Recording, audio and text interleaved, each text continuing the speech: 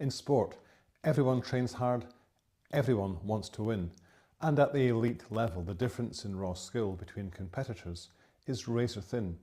Yet some athletes seem to rise when it matters most. The final serve at match point, the last putt on the 18th green, the game-winning kick. This is not an accident. It's the result of mental training that allows them to stay calm when adrenaline spikes, heart rates soar, and the noise of the moment threatens to overwhelm. Composure under pressure isn't about feeling no pressure, it's about playing at your best. Despite it, the body's natural stress response is to tighten up, shorten breathing, narrow focus. Without mental rehearsal, those reactions can sabotage performance. With the right mental tricks, they become fuel for sharper execution. Today we'll break down 5 mental techniques used by elite athletes to master these moments, complete with real-world examples and drills that you can use right away. Let's go.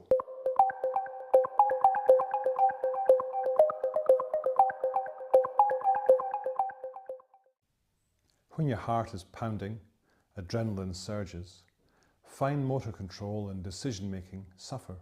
Elite athletes use controlled breathing to reset their nervous systems in seconds by slowing and deepening the breath, often with a precise inhale to exhale ratio. This can signal safety to the body, reduce stress hormones, and regain mental clarity. Golfer Jordan Spieth is often seen taking deep, rhythmic breaths before crucial shots. In interviews, he's explained that his pre-shot routine isn't just mechanical, it's a calming ritual. That slow exhale before he swings, it's his reset to block out noise and tension. By athletes in the Winter Olympics who ski at a high intensity and then shoot a target the size of a playing card, rely heavily on this technique. Missing a single shot can cost them the race, so they train to bring their heart rates down while under duress. A way to do this is box breathing. Inhale for 4 seconds, hold for 4 seconds, and exhale for 4 seconds. Then we hold empty for 4 seconds, and we repeat this between 3 and 5 times before a performance moment. This can be done between plays, in the changing room, on the court, on the tee, wherever you are competing. Over time, the body learns to link this breathing pattern with a calm, controlled, and focused state. Number 2 is chunking. Focus on the next play, not the whole game. When stakes are high, thinking too far ahead magnifies pressure. Elite athletes break the moment into bite-sized chunks. They focus on just the next action, not the outcome, and this narrows attention to what is within their control. This eliminates overwhelming thoughts about what a mistake might mean. Super Bowl 51, Tom Brady was trailing 28-3 and was asked how he stayed calm. His answer, "We just kept thinking about the next play." He didn't dwell on the massive score gap. He chunked the task into first downs, not touchdowns. Tennis champion Rafael Nadal uses the same approach, even at championship point, for or against him. His focus stays on that one serve, that one return, never the trophy. You can develop one-play focus in training. In practice, break your performance into micro goals. After each attempt, mentally reset as if the scoreboard is 0-0. Reward yourself for full mental engagement on the current play, not just successful outcomes. And this also works in everyday life. Think presentations or exams. The same applies. Don't think, "I have an hour to go." Think, "This is the next sentence I'll speak," or "This is the next question I'll answer." Number 3, visualization under pressure, rehearsing calm. Visualization isn't just daydreaming about success. Elite athletes Rehearse mentally exactly how they will handle pressure, imagining the sights, the sounds, and even the nerves they might feel in the real moment. The brain can respond to imagined events as if they were real.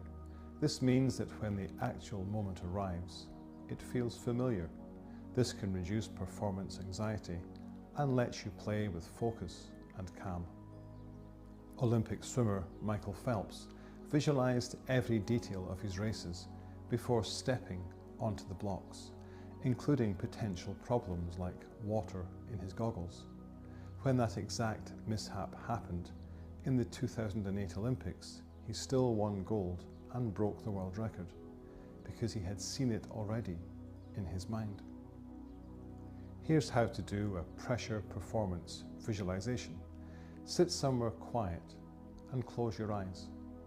Imagine your high pressure scenario in vivid detail. The environment, the sounds, the crowd, opponents, even your own nerves. Picture yourself performing perfectly despite those nerves.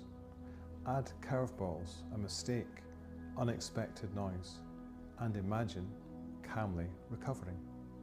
Do this daily for 5 or 10 minutes, and over time, your brain will treat actual competition as a repeat performance, not a first-time ordeal. Number 4 is self-talk scripts, directing the inner voice. In high-stress moments, your inner voice can either fuel panic or reinforce confidence.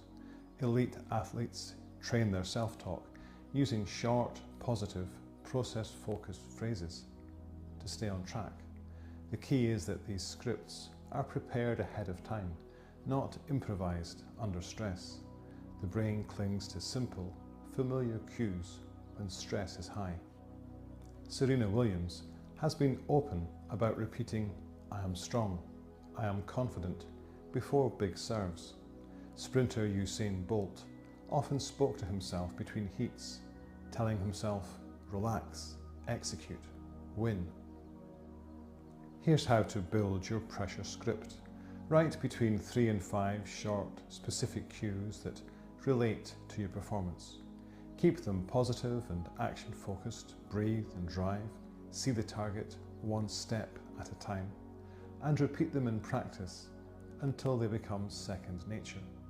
During competition, your brain will default to these cues instead of spiraling into, "What if I fail?"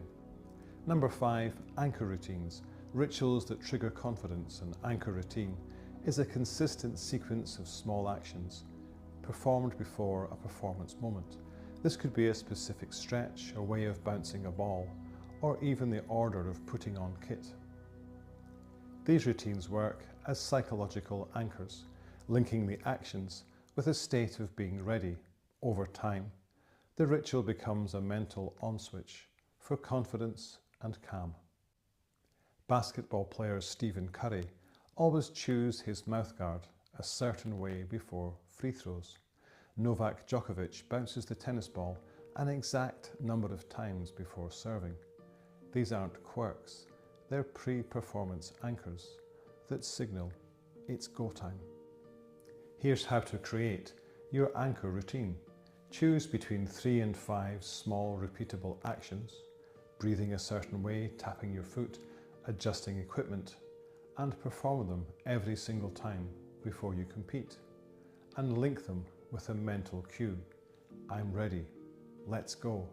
And after weeks or months, this routine will cue your brain to enter a focused, confident state.